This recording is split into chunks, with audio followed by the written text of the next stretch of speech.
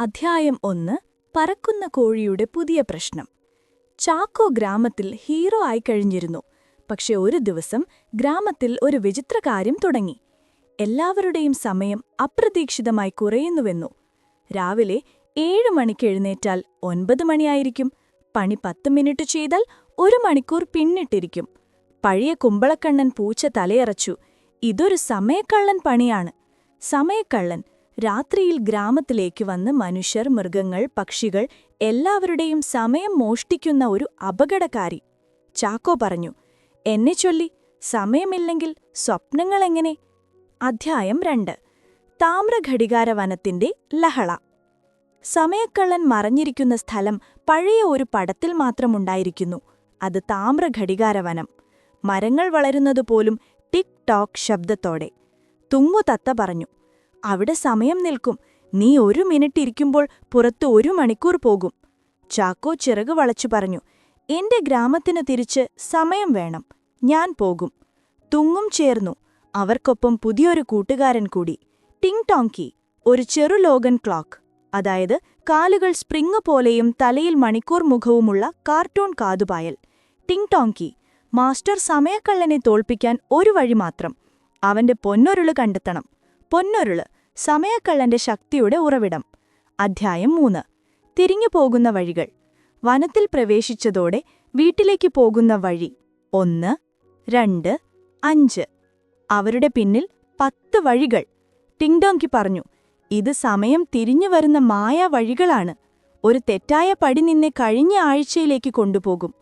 ചാക്കു ചിന്തിച്ചു, ഞാൻ ഒരിക്കൽ പറക്കാൻ പഠിച്ചു. വഴിതെറ്റാൻ ഞാൻ ഭയപ്പെടില്ല. അവൻ ചിറകോടെന്ന് എത്ര വഴികൾ കറങ്ങി വരുന്നുണ്ട് എന്ന് കണ്ടു. മറ്റുള്ളവർക്ക് കാണാനാകാത്ത മറഞ്ഞ സൂര്യപ്രകാശത്തിന്റെ പാത കണ്ടു. അത് പിന്തുടർന്ന് അവർ ശരിയായ വഴി കണ്ടെത്തി.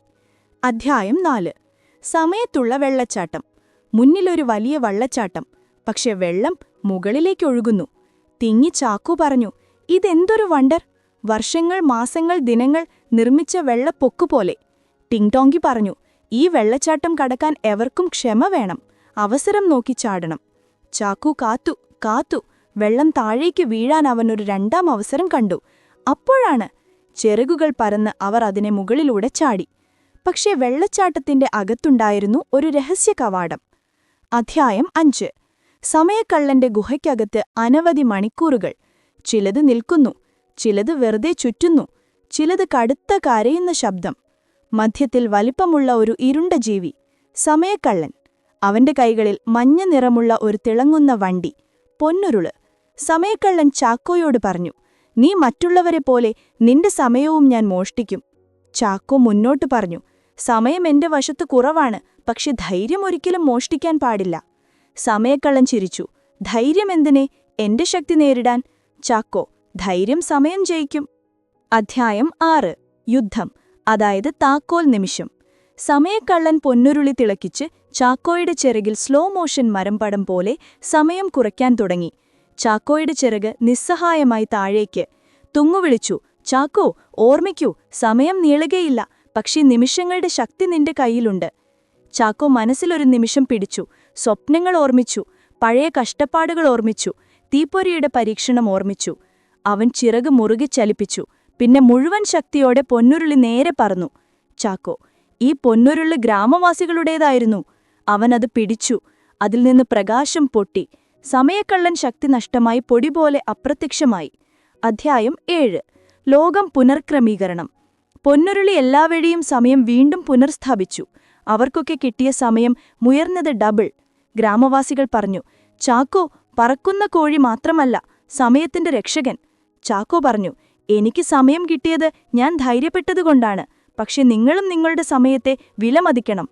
ടിങ്ടോങ്കി ചിരിച്ചു, ചാക്കോ, നിന്റെ അടുത്ത മിഷൻ തയ്യാറാണ്. പക്ഷെ അത് അടുത്ത പാർട്ട് 3-ൽ. 2ാമത്തെ ഭാഗത്തിലെ കഥയുടെ പ്രേരണ സന്ദേശം. സമയം നഷ്ടപ്പെടുന്നത് എല്ലാവർക്കും സംഭവിക്കാം. പക്ഷേ ശരിയായ നിമിഷം ഉപയോഗിക്കുകയാണ് വിജയം.